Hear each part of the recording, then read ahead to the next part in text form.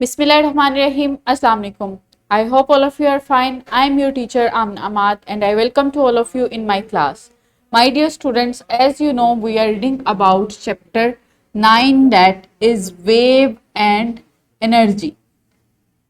आज जो हम लेक्चर पढ़ने वाले हैं that is lecture 4 about properties of sound waves. Last lectures में हमने वेव्स के बारे में पढ़ा, वेव्स क्या है, उनकी जो फिजिकल रिप्रेजेंटेशन है वो किस तरह से होती है, वेव्स की डिफरेंट टाइप्स क्या हैं उनके बारे में पढ़ा। आज हम देखेंगे कि प्रॉपर्टीज क्या हैं साउंड वेव्स की, किस तरह से साउंड वेव्स जो हैं वो डिफरेंट प्रॉपर्टीज रखती हैं, किस तरह से उनकी पिच जो है वो हाई होती है, हमें हायर और लोअर साउंड्स किस तरह से सुनाई देते हैं, हमें लाउडर और लाइटर साउंड्स किस तरह से सुनाई देते हैं। सो ये सब हम इस लेक्चर में कवर करेंगे। उसके लिए एसएलओ देखते हैं, define and relate pitch and frequency, compare and interpret wave forms in terms of pitch and loudness. So हमने क्या देखना है, डिफाइन करना है पिच और फ्रीक्वेंसी को। इसके अलावा हमने रिलेशन देखना है लाउडनेस का और पिच का। लाउडनेस क्या है, पिच क्या है, उसके बारे में हमने देखना है और उनका रिलेशन देखना है। इसके अलावा पिच और फ्रीक्वेंसी का रिलेशन क्या है वो देखना है। सो उसके लिए पहले एक एक्टिविटी करते हैं। हियर इज अ पिक्चर, ये कुछ साउंड्स हैं, एक बेबी का साउंड है, पियानो का साउंड है और एक जो बर्ड है उसका साउंड है। मुझे जल्दी से बताएं कि ये साउंड्स प्लेजेंट फील होते हैं या अनप्लेजेंट फील होते हैं। Yes, these sound seems to pleasant sounds.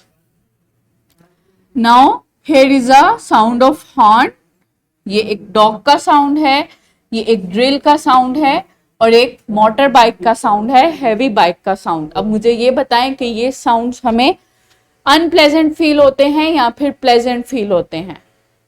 Yes, these sounds are seems to unpleasant sound, ये unpleasant sound है। So sound जो है वो हमें दो तरह से फील होते हैं, some are pleasant and some are unpleasant sound। कुछ हमें हमारे कानों को बहुत अच्छे लगते हैं और कुछ हमारे कानों को डिस्टर्ब करते हैं, हमारी हेयरिंग को डिस्टर्ब करते हैं, हमें वो नॉइसेस लगते हैं। सो प्लेजेंट साउंड जो हैं वो हमें अच्छे लगते हैं, हमें म्यूजिक की तरह लगते हैं। लाइक जो म्यूजिक हम सुनते हैं, सॉन्ग्स वगैरह सुनते हैं तो वो हमें प्लेजेंट साउंड्स लगते हैं। लेकिन कुछ साउंड जो हमें अनप्लेजेंट लगते हैं वो हमें नॉइसेस की तरह लगते हैं, शोर लगता है उनसे और उनसे हमारी हेयरिंग जो है सॉरी डिस्टर्ब होती है। Next is a pre reading question, what is louder sound और what is shrill sound? Do you know what is louder sound and what is a shrill sound? Louder sound वो sound जो कि बहुत high level के होते हैं, sound level उनका high होता है। यस, और श्रिल साउंड कौन से होते हैं? यस, श्रिल साउंड वो जो शार्प होते हैं, बहुत तेज, बहुत पतले साउंड, बहुत बारीक आवाज जो होती है, लाइक विसल की आवाज, these are shrill sounds. So pitch क्या है? वो पिच जो है वो साउंड्स की हाईनेस और उनकी लोनेस को शो करती है। कोई साउंड जितना हाई होता है या जितना लो होता है, that is called its pitch. So जब हम कोई भी म्यूजिक सुनते हैं या कोई भी गाना गाते हैं तो हमारी जो ट्यून है वो ऊंची या नीची होती रहती है, तो वो क्या होती है, वो हमारी पिच चेंज हो रही होती है, वो आवाज जो है हमारी हाई होती है कभी और कभी लो होती है। तो साउंड्स की हाईनेस और लोनेस जो है दैट इज कॉल्ड पिच, यानी कि कोई साउंड जो है वो कितना शार्प होगा और कितना ग्रेव होगा। सो शार्प साउंड जो हैं वो श्रिल साउंड कहलाते हैं, यानी कि कोई आवाज जो है वो कितनी बारीक होगी, और जो ग्रेव साउंड्स हैं वो लो साउंड्स कहलाते हैं, यानी कि जो ग्रेव साउंड्स हैं वो गहरे और लाइक मोटी आवाज जो होती है, बहुत बारी आवाज जो होती है, वो कहलाते हैं। सो किसी आवाज का बारीक होना या फिर उसका बारी होना, ये क्या कहलाता है, उसकी पिच, के उस आवाज की कितनी पिच है। जितनी ज्यादा किसी आवाज की पिच होती है उतनी ही ज्यादा वो आवाज जो है श्रिल होती है, उतनी ही ज्यादा वो आवाज बारीक होती है, और जितनी ही कम किसी आवाज की पिच होती है वो आवाज उतनी ही बारी होती है। सो विसल की एग्जांपल लेते हैं। विसल की साउंड बहुत बारीक होती है तो उसकी पिच बहुत ज्यादा होती है एज कंपेयर टू ड्रम। जब ड्रम बजाते हैं तो उससे जो आवाज पैदा होती है उसकी पिच ज्यादा होती है एज कंपेयर टू विसल, उसकी आवाज बारी होती है। So relationship between pitch and frequency. So frequency हमने लास्ट लेक्चर्स में पढ़ा कि फ्रीक्वेंसी क्या है, number of waves that transfer in a medium in 1 unit time. जितनी नंबर ऑफ वेव्स एक यूनिट टाइम में गुजरती हैं वो क्या कहलाती है, वो उस आवाज की फ्रीक्वेंसी कहलाती है। सो फ्रीक्वेंसी और पिच का क्या साउंड है, ये जो पहली आपको वेव नजर आ रही है यहाँ पे नंबर ऑफ वेव्स एक यूनिट टाइम में कम है। सो ये क्या है, ये लो फ्रीक्वेंसी वेव है, इसकी फ्रीक्वेंसी लो है। सो वो वेव्स जिनकी फ्रीक्वेंसी लो होती है उनकी पिच भी लो होती है और वो बारी आवाजें कहलाती हैं। उनका साउंड जो है बारी होता है क्योंकि उनकी पिच लो होती है और उनकी फ्रीक्वेंसी भी लो होती है।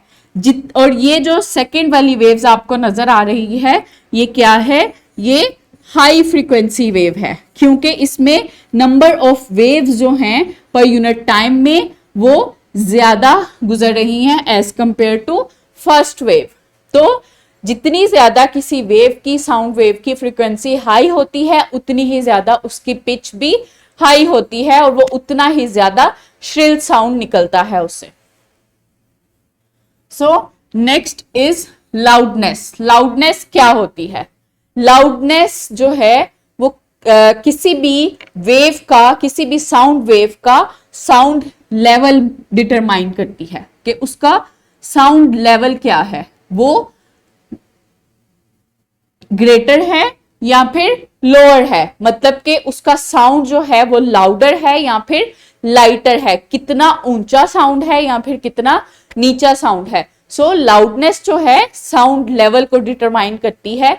और साउंड लेवल किस तरह से डिटरमाइन होता है, कितनी ज्यादा किसी भी वेव की एम्पलीट्यूड जितनी ज्यादा होती है उतना ही ज्यादा उस वेव का साउंड लेवल होता है। एम्पलीट्यूड के बारे में हमने लास्ट लेक्चर्स में पढ़ा था कि एम्पलीट्यूड जो है वो क्या चीज एम्पलीट्यूड डिटरमाइन करती है, कोई भी जो सोर्स है वो कितनी एनर्जी के साथ कंप्रेशन शो करता है उतनी ही ज्यादा उससे जो वेव्स निकलती हैं उतना ही ज्यादा उनका एम्पलीट्यूड होता है। सो जितना ज्यादा वेव का एम्पलीट्यूड होता है उतना ही उसकी लाउडनेस भी ज्यादा होती है। सो ये वेव जो एक शो हो रही है इसमें जो एम्पलीट्यूड है वो कम है, मिडल लाइन से जो क्रस्ट का फासला है वो क्या है, कम है, इसका एम्पलीट्यूड कम है तो ये साउंड जो होगा इसका लेवल भी कम होगा और इसकी लाउडनेस भी कम होगी। सो ये नेक्स्ट जो वेव है इसमें एम्पलीट्यूड उसकी निस्बत ज्यादा है, उसका इतना था और इसका ज्यादा है। सो जितना ज्यादा किसी वेव का एम्पलीट्यूड होगा उतना ही ज्यादा उसका साउंड लेवल भी उतना ही ज्यादा होगा और उतना ही ज्यादा वो लाउड होगा। सो लाउडनेस जो है वो डिपेंड करती है ऑन एम्पलीट्यूड, जितना ज्यादा किसी वेव का एम्पलीट्यूड होता है उतनी ही ज्यादा उसकी लाउडनेस भी होती है। सो रैप अप करते हैं लेक्चर को। The pitch of a sound determines how shrill, sharp और grave, heavy it is. So pitch क्या है, पिच किसी भी साउंड के उसके श्रिल होने की या फिर उसके हैवी होने के बारे में निशानदेही करती है कि पिच, कोई भी साउंड जितनी ज्यादा पिच रखती होगी वो उतनी ही ज्यादा श्रिल साउंड होगी, और वो साउंड जितनी कम पिच रखती होगी उतनी ही वो हैवी होगी। The loudness of a sound determines it's sound level. और लाउडनेस क्या है? लाउडनेस जो है वो क्या डिटरमाइन करती है?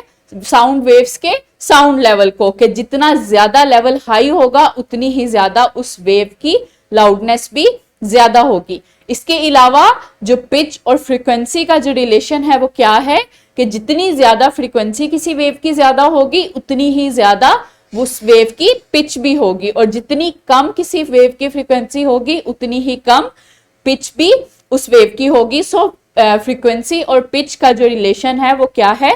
डायरेक्टली प्रोपोर्शनल है।